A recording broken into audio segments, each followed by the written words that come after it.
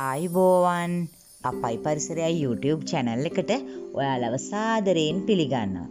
අදත් අපි ඔයාලට අරගෙන ආවා පුංචි යාළුවන්ට ලේසියෙන් පහසුවෙන් හෙලිකොප්ටරයක් අඳින හැටි.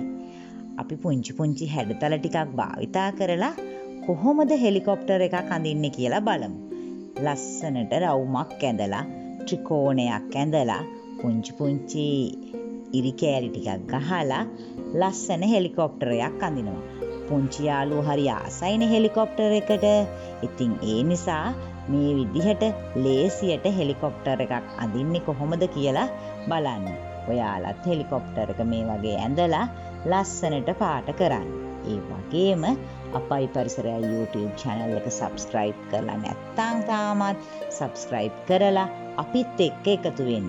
අපිට like කරන්න, comment කරන්න. හැමදාමත් අපයි පරිසරයයි YouTube channel එකත් එක්ක රැඳිලා ඉන්න.